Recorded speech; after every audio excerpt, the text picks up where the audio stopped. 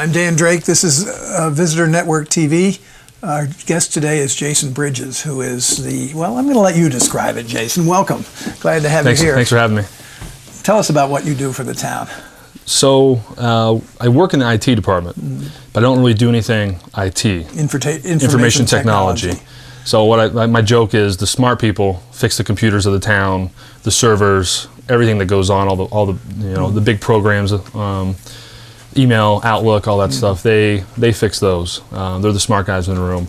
I, on the other hand, couldn't fix a computer if you paid me $10 million. I don't know much about the innards of computers and servers.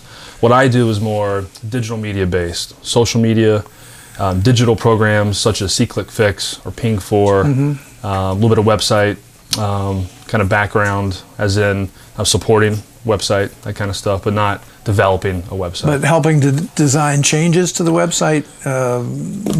Front end changes that people will see when they use the website? Some problem solving there. But again, that's mostly Linda, Patrick, and no, but I'm saying if somebody decides that they want to change what the public sees when they look at the website, would you be involved in that? Yeah, I would be involved in that. And we're getting ready to design a new website. Well, let's come back to that in a minute. Okay.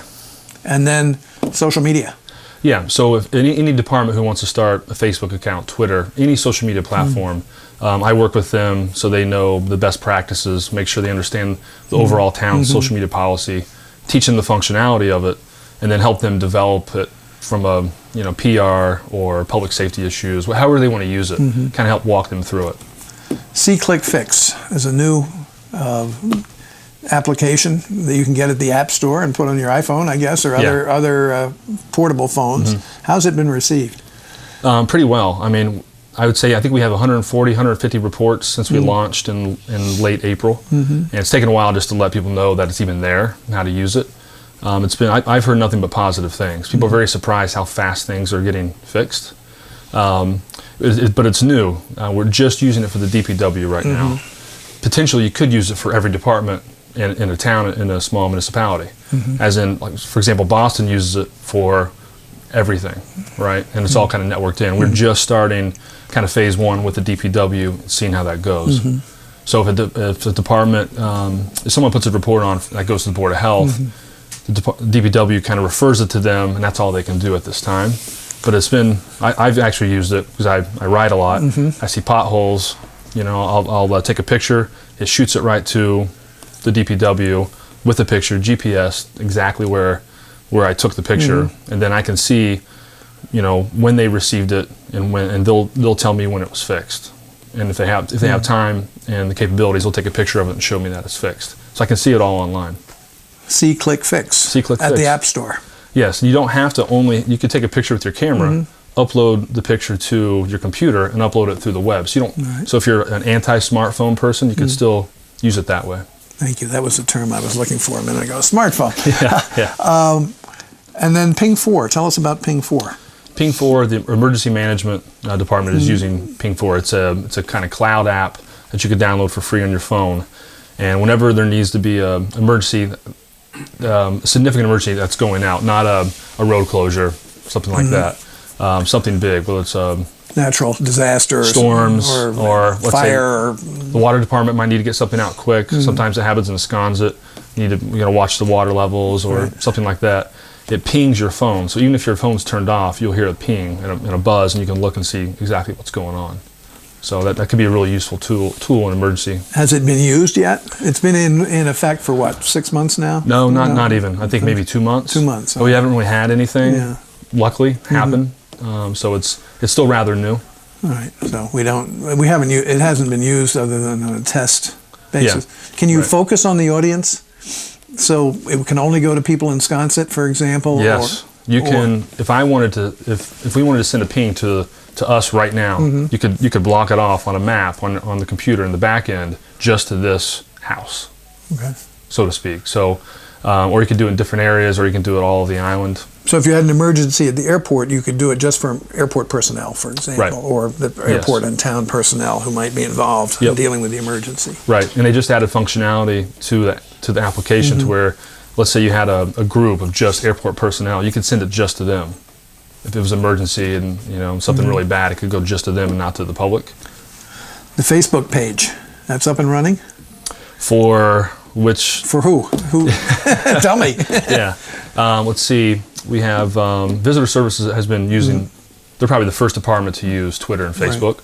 Right. They've been up for a while. But the police department is new, as the airport is. Police department launched in April a Facebook and Twitter account, and we started talking about it, I think, in December and January, trying to develop how we're going to use it, what happens with negative feedback, all the different things that come with being open government on a digital platform. And they launched in April, and they're doing really well. They actually caught a bad guy. Really? Yeah. How? Yep. They took a still footage from a breaking and entering, B&E, I guess is what they call it.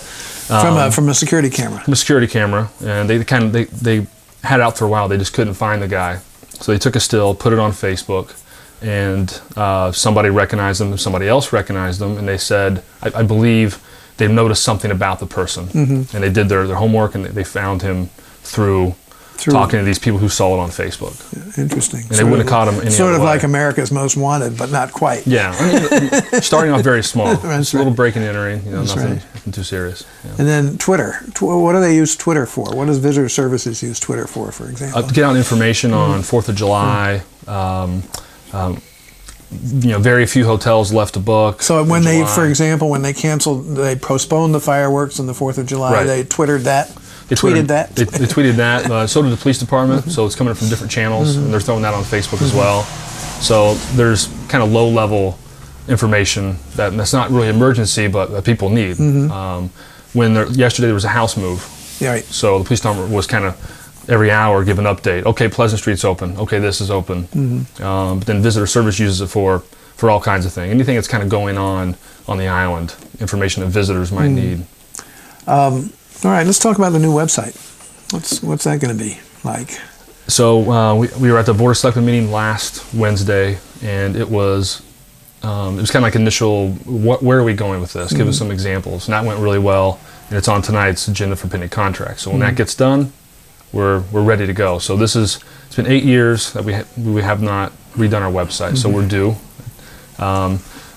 It's going to be very beneficial to the public, for the community, to find information quickly, and it's going to help the staff of the island get out information quicker. Right now, the functionality of the website is pretty good, but the vendor we went with, Civic Plus, is, if it gets past tonight, it's not, cross my fingers, they have all these modules that are very well thought out.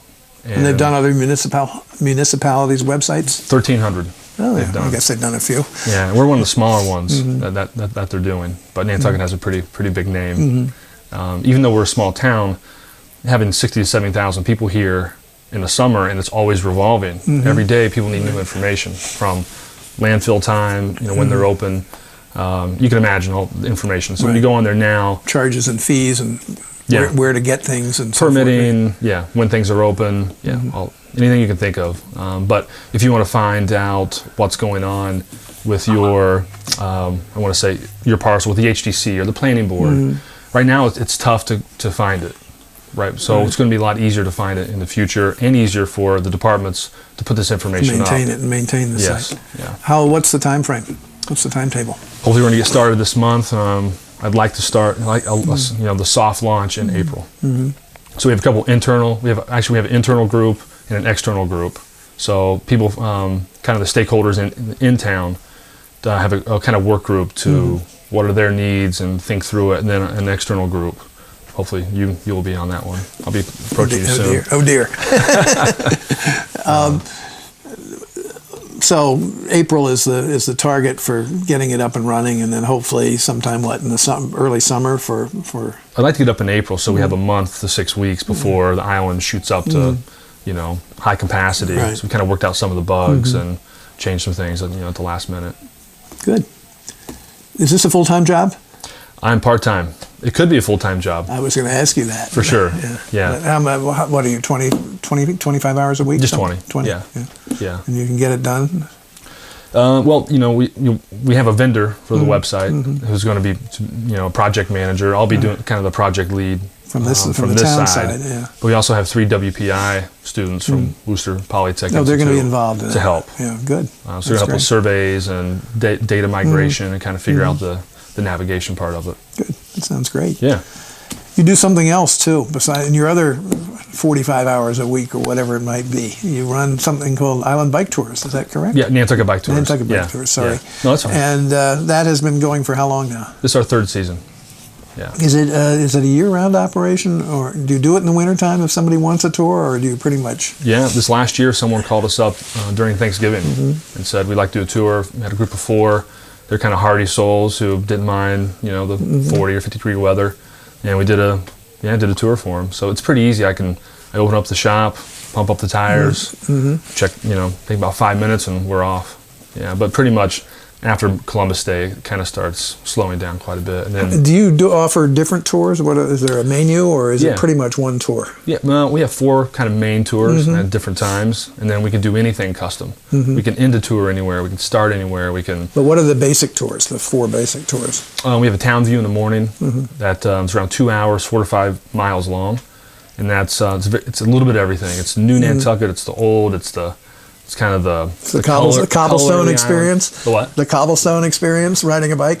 Just through town. We kind of go on the outskirts. Right. We see, Steps Beach. We want to get a good view. We talk a little bit of history, kind of the local yokel. We kind of do everything. That's our basic tour. And then in the afternoon, we do that same tour, but we end at the brewery, which is a great place to end a bike tour, and then we come pick up the bike. Smart. Yeah. Right. And what about the other 2? We do a Sconset tour, which is the 18-mile loop, 3 hours. That's more picturesque, less stop, all bike path. And then we do kind of a family adventure tour, which is a semi-custom. So depending on if your kids are 4 or 5, or if they're 12 and 13, we kind of set up a tour that the adults can like, and the kids are engaged as well. So that's a tough balance sometimes, right. But we've done pretty well with that. That's good. How young have you had on that tour? We try to just 1-year-old. Anything earlier than that, it's tough to get them because they're but back. I mean, actually bicycling. Actual bicycling. We had a 4-year-old once who was great on a bike. Looked like he'd been on it for 40 years. He's better than mom and dad. And some kids are 7 or 8 and they still need a little help. Just every child's different. Good. Jason Bridges, thank you for being with us. I hope you'll come back when the website is up and running, and maybe even give us a demo. Yeah, that'd be great. That would be fantastic. And good luck with the Nantucket Bike Tours as well. Thank you. Appreciate it, Dan. Thank you very much. Thanks.